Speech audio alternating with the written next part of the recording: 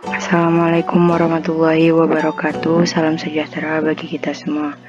Yang saya hormati Ibu Jessie Alexander MPD selaku dosen pembimbing mata kuliah Landasan Pendidikan. Puji syukur kepada Tuhan Yang Maha Kuasa karena berkat dan rahmatnya video ini dapat terselesaikan dengan lancar.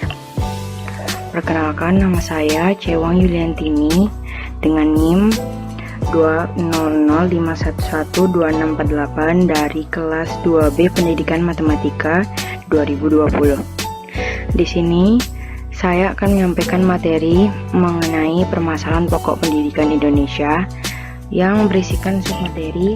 Yang pertama, permasalahan pemerataan pendidikan, permasalahan mutu pendidikan, permasalahan efisiensi pendidikan, permasalahan efektivitas pendidikan, permasalahan relevansi pendidikan. Masuk kepada materi pertama, yakni pemerataan pendidikan. Pemerataan pendidikan adalah persoalan bagaimana sistem pendidikan dapat menyediakan kesempatan untuk seluruh warga negara memperoleh pendidikan untuk menunjang pembangunan melalui sumber daya manusia. Masalah pemerataan pendidikan timbul apabila masih banyak warga negara, khususnya anak-anak usia sekolah yang tidak dapat ditampung dalam sistem atau lembaga pendidikan karena kurangnya fasilitas pendidikan yang tersedia. Pemerintah telah melakukan berbagai upaya untuk mencegah masalah ketidakmerataan pendidikan ini dengan cara wajib belajar 12 tahun dan beasiswa bagi masyarakat yang kurang mampu atau miskin dengan memberikan bantuan dana operasional.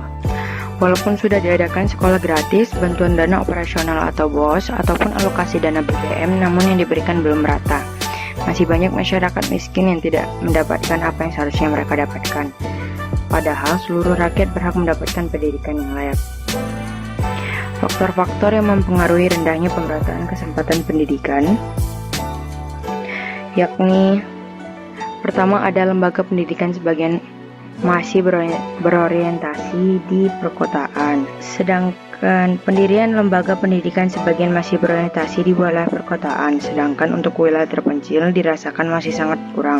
Hal ini berakibat pada kurang adanya pemerataan kesempatan pendidikan.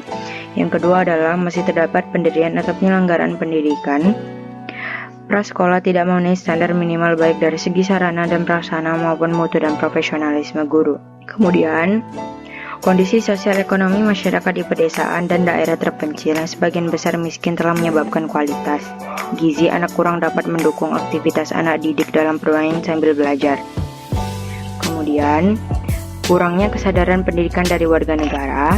Kemudian, rendahnya kualitas tenaga pendidik dan kependidikan. Yang terakhir adalah akses pendidikan yang lambat karena keterbatasan teknologi di daerah tersebut.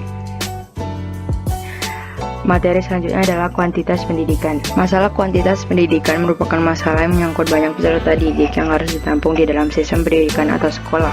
Untuk mengatasi masalah kuantitas pendidikan, itu perlu adanya perhatian yang lebih dari pemerintah agar anak-anak yang tinggal di daerah terpencil ikut merasakan pendidikan. Upaya yang dapat dilakukan pemerintah antara lain dengan membangun sekolah negeri di daerah-daerah yang masih minim kuantitas pendidikannya. Dan tentunya sekolah yang dibangun juga dilengkapi sarana dan prasarana yang lengkap untuk menunjang proses belajar mengajar. Masalah kualitas pendidikan. Ada dua faktor yang mempengaruhi kualitas pendidikan, khususnya di Indonesia, yaitu faktor internal yakni meliputi jajaran pendidikan seperti Departemen Pendidikan Nasional, Dinas Pendidikan Daerah, dan juga sekolah. Faktor eksternal adalah masyarakat merupakan ikon pendidikan dan merupakan tujuan dari adanya pendidikan, yaitu sebagai objek dari pendidikan. Beberapa masalah yang menyebabkan rendahnya kualitas pendidikan adalah yang pertama yakni rendahnya kualitas sarana fisik, kemudian rendahnya kualitas guru, rendahnya kesejahteraan guru, kemudian rendahnya prestasi siswa, kurang pemerataan kesempatan pendidikan, mahalnya biaya pendidikan. Upaya pemecahan masalah kualitas pendidikan dapat ditempuh dengan cara yang pertama, seleksi yang ketat terhadap calon yang akan masuk sekolah lanjutan atau tempat kerja, pelatihan dan pengembangan kemampuan tenaga pendidikan melalui latihan penantaran, seminar, dan lain-lain. penyempurnaan dan pemantapan kurikulum agar tidak mudah mengalami perubahan, pembangunan sarana dan prasarana yang dapat mendukung kegiatan belajar, penggunaan alat peraga, buku paket, dan laboratorium secara tepat guna. Pemantapan peraturan dalam berbagai ujian, baik itu ujian sekolah ataupun ujian kenegaraan.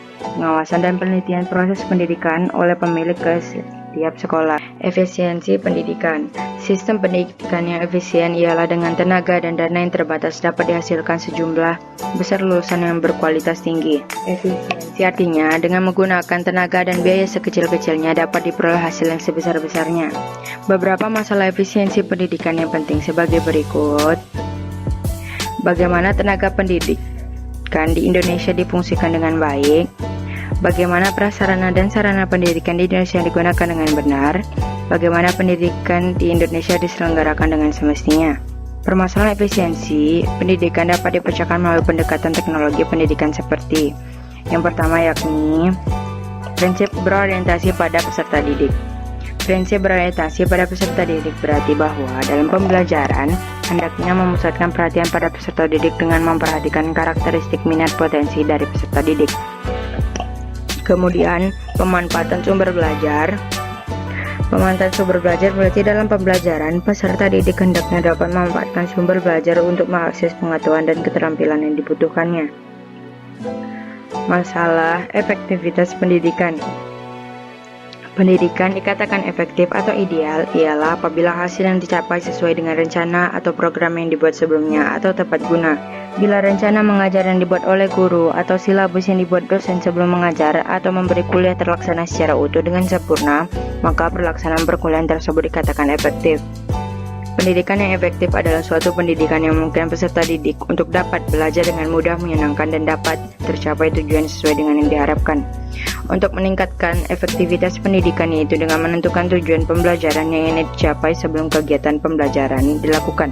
Kemudian yakni masalah relevansi pendidikan. Pendidikan dikatakan relevan atau sesuai ialah bila sistem pendidikan dapat menghasilkan output keluaran yang sesuai dengan kebutuhan pembangunan kesesuaian relevansi.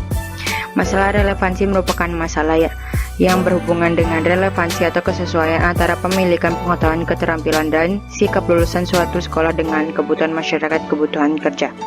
Permasalahan relevansi pendidikan dapat dipecahkan melalui cara-cara sebagai berikut. Yang pertama adalah perluasan dan pemerataan kesempatan memperoleh pendidikan yang bermutu tinggi, peningkatan kemampuan akademik, profesionalisme, dan jaminan kesejahteraan tenaga kependidikan. Kemudian yang terakhir adalah melakukan pembaruan sistem pendidikan termasuk kurikulum, seperti menyusun kurikulum yang mengacu pada standar nasional yang berlaku secara nasional dan lokal sesuai dengan kepentingan setempat. Ringkasan yakni pendidikan sangat menentukan kemajuan dan mutu sebuah bangsa. Kualitas pendidikan memperoleh kualitas bangsa. Bangsa yang maju memiliki pendidikan yang baik. Pendidikan yang baik diperoleh dengan kualitas guru yang baik. Kunci mutu pendidikan adalah guru yang baik menjadi faktor kemajuan sebuah bangsa. Sekian materi yang dapat saya sampaikan.